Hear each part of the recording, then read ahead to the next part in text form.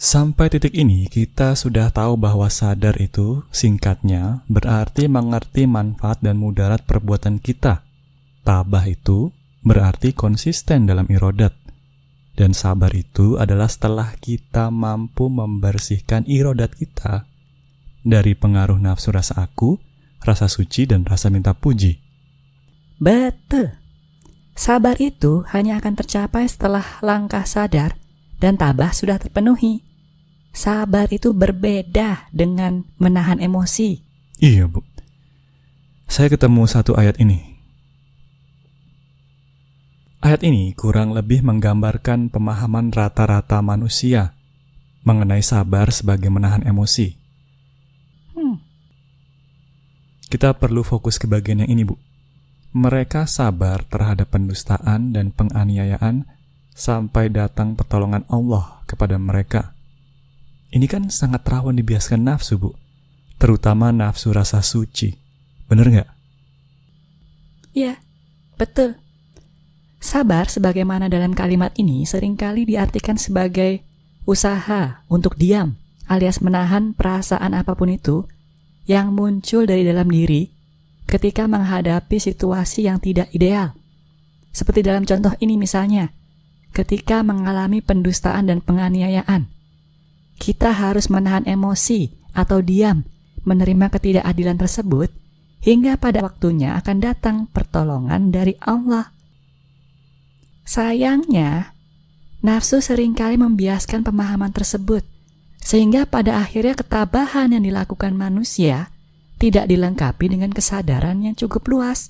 Nah, pertanyaannya sekarang adalah, kesadaran macam mana yang sering dilupakan dalam kasus ini? Jika sekedar menahan emosi, kamu tahu nggak? Tahu, Bu. Beberapa. Misalnya, 1. Mengasumsikan diri sebagai korban. Ketika mengalami ujian kehidupan, ketidaksadarannya adalah seolah kita murni sebagai korban, seolah tidak ada yang bisa diperbaiki dari irodat yang sudah kita lakukan, seolah kalau musuh kita berbuat dusta atau menganiaya kita, otomatis kitanya sudah jadi benar juga di hadapan Allah. Padahal belum tentu. Kita harus sadar tabah baru sabar, bukan cuma tabah doang. Iya, betul.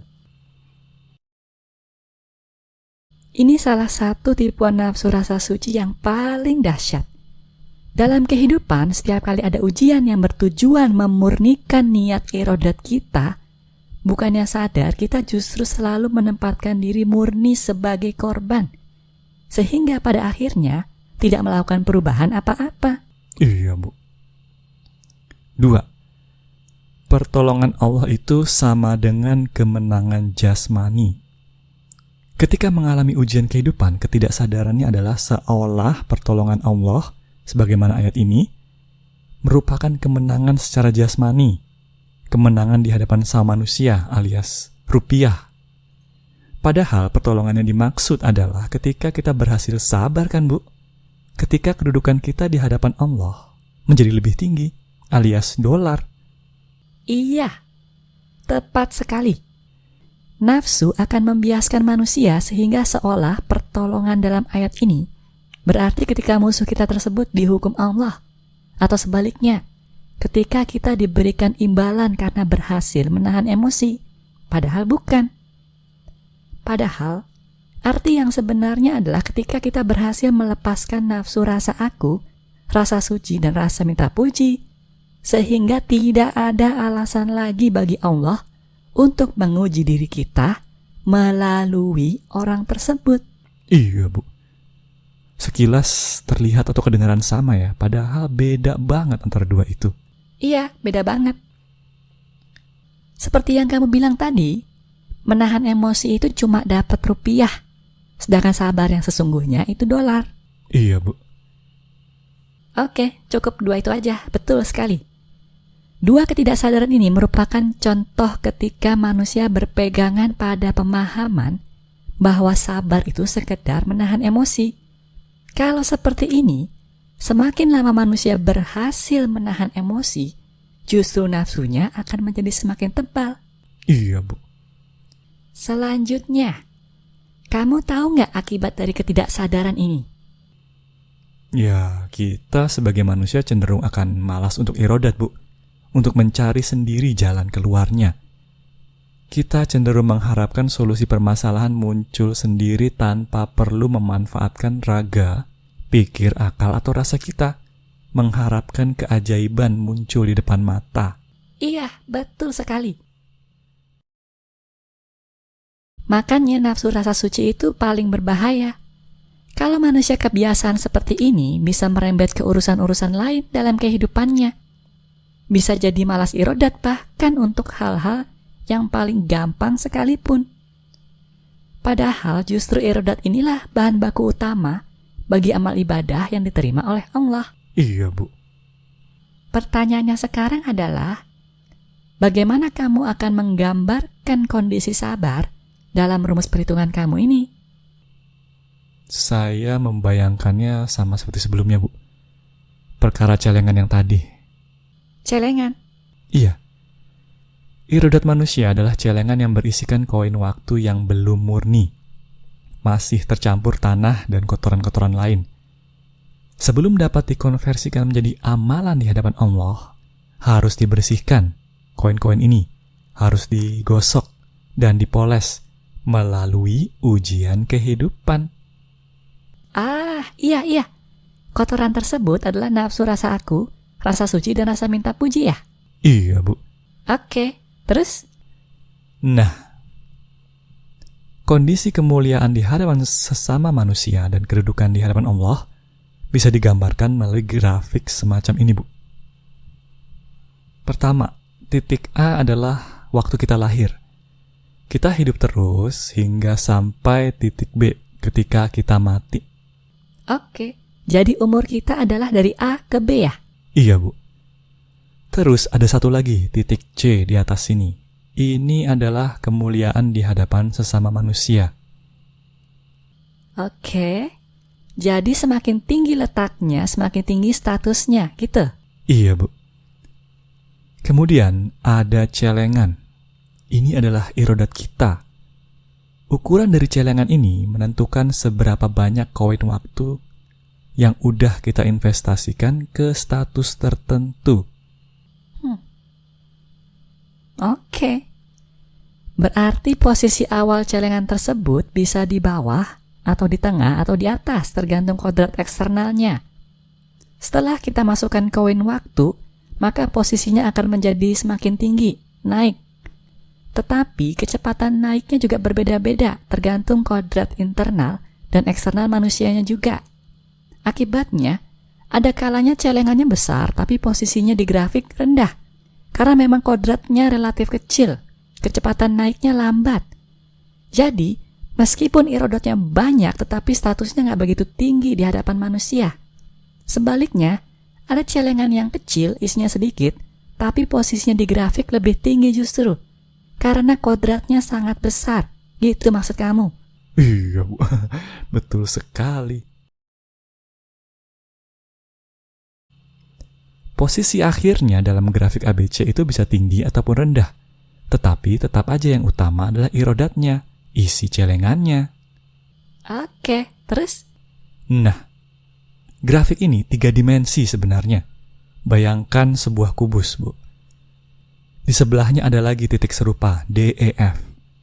Titik D adalah ketika kita lahir, titik E ketika kita mati.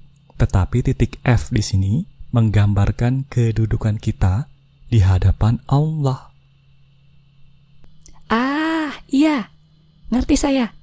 Kamu mau menggambarkan alif lam mim alias sejajar tapi tidak bersentuhan dalam bentuk grafik 3 dimensi ini ya? ABC itu rel sebelah kiri, sementara DEF itu rel sebelah kanan. Iya, Bu. Oke. Silakan dilanjutkan dengan lebih detail. Siap, Bu. Jadi kurang lebih begini ilustrasinya.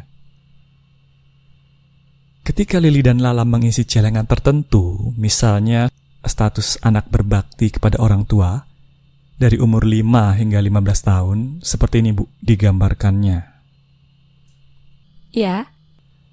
Kenyataannya adalah meskipun irodat tersebut dilakukan oleh Lili dan Lala di awal kehidupannya, hanya setelah mereka sudah sadar, tabah dan sabar dengan niat karena Allah sematalah, baru iroda tersebut bisa memiliki nilai di hadapan Allah.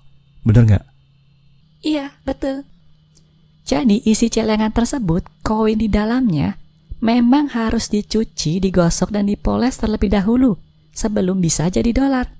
Dan ini membutuhkan waktu, sehingga memang ada jeda yang cukup lama, pasti, antara iroda tersebut dilakukan dengan ketika akhirnya diterima oleh Allah. Kalau diterima. Iya, Bu. Masing-masing celengan tersebut di mata Allah bisa langsung terlihat persentase fitrah dan nafsunya. Di awal kan pasti masih di bawah 75% kan? Betul. Nah, seiring dengan waktu, dengan adanya ujian kehidupan, sang manusia pasti akan dipaksa untuk mengisi lagi celengan tersebut dengan koin waktu yang baru, yaitu berupa kesadaran, ketabahan, dan kesabaran. Mengapa? Ya, untuk meningkatkan persentase fitrah dalam celengan tersebut. Jadi memang persentasenya dalam kehidupan nyata itu bakalan sering naik turun kan, Bu? Tergantung. Dalam ujian kehidupan kita mengisinya dengan tambahan koin fitrah atau koin nafsu. Kalau kita tambahin fitrah, bakal naik persentasenya pasti. Kalau koin nafsu malah turun persentasenya. Iya, betul sekali.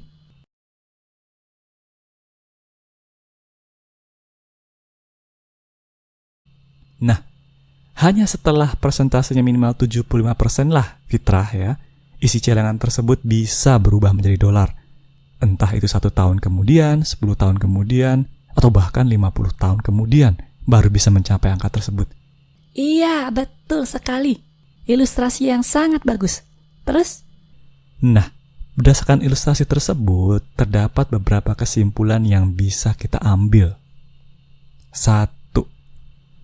Ujian kehidupan, baik itu kesenangan maupun kesusahan yang sedang kita alami sekarang, sebenarnya adalah proses pembersihan irodat kita yang kita lakukan di masa lalu. Dari sejak kita kecil dan bisa mengambil keputusan. Bukan cuma perbuatan kita baru-baru ini aja. Betul. Ini yang sering kita salah pahami. Seolah yang diuji hanya perbuatan-perbuatan yang baru aja kita lakukan.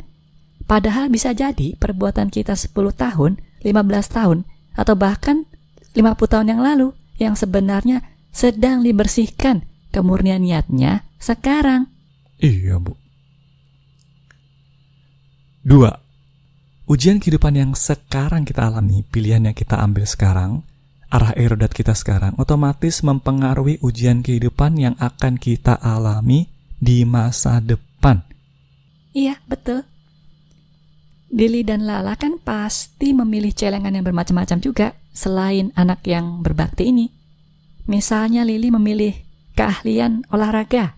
Ya, otomatis Lili akan dipaksa untuk meningkatkan persentase status ini supaya 75% bisa fitrah.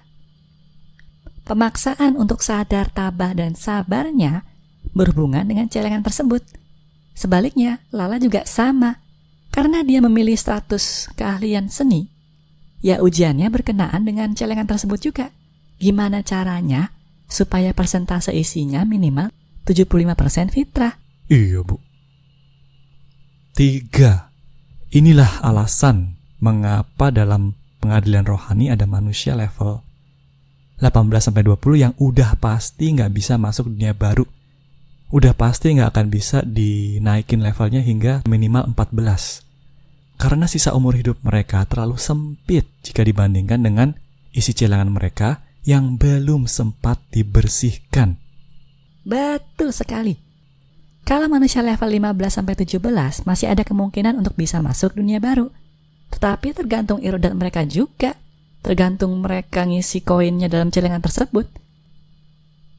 Kalau diuji malah ngisi koin waktunya dengan nafsu kebanyakan daripada fitrah, ya kan nggak bakal bisa selesai prosesnya sampai waktunya habis. Iya.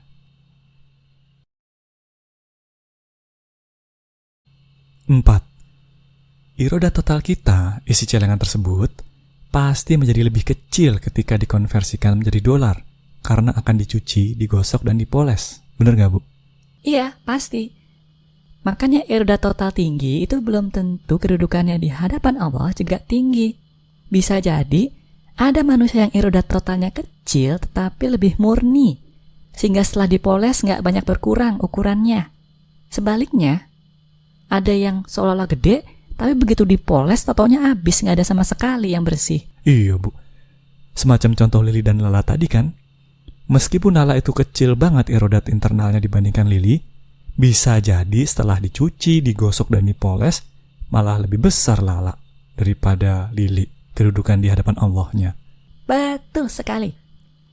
Di hadapan Allah yang dinilai adalah irodat bersih, bukan irodat total. Bukan pula irodat internal. Iya, Bu. 5. Dalam kondisi real di lapangan, Ibu bilang bahwa banyak sekali manusia yang amal ibadahnya di hadapan Allah, dolarnya, itu 0. Meskipun mereka kemuliaan di hadapan sesama manusianya sangat tinggi. Betul? Berdasarkan ilustrasi ini, itu artinya ketika waktu hidupnya habis, mereka banyak sekali celengan dan koin waktu yang dihasilkannya seumur hidup. Tetapi sayangnya, semua celengan tersebut sama sekali belum ada yang selesai proses pembersihannya, penggosokannya, dan pemolesannya sampai pada kemurnian niat 75%, alias nilai keikhlasan 7,5. Bener nggak, Bu? Betul sekali. Contoh-contoh yang kamu berikan sebelumnya adalah dengan asumsi Lili dan Lala bisa langsung lulus ketika pertama kali disadarkan melalui kejadian gawat tersebut. Padahal, kenyataannya adalah manusia itu jarang sekali lulus ketika pertama kali diuji, atau kedua kalinya, atau bahkan ketiga kalinya. Biasanya, setelah belasan, puluhan, atau ratusan kali baru bisa sadar, tabah, dan sabar beneran. Makanya, seringkali ketika waktu hidupnya habis, meskipun banyak sekali celengan dan koin waktu tadi yang memang sudah mulai dibersihkan, sudah pernah mengalami ujian kehidupan, sudah pernah digosok sebagian, sudah mulai dipoles, tetapi kenyataannya belum cukup murni, 75% kadar fitrahnya, alias belum sampai nilai 7,5 tadi nilai keikhlasannya di hadapan Allah. Iya, Bu. Ada sebuah ilusi di sini seolah udah diuji itu udah pasti lulus. Padahal seringkali meskipun udah diuji, udah pernah mulai dibersihkan, tapi nggak ada yang sampai 75% ya. Iya. Oke. Begitulah, Bu, yang bisa saya sampaikan berkenaan dengan sabar pada kali ini. Oke, saya rasa udah cukup. Selanjutnya apa? Katalis, Bu.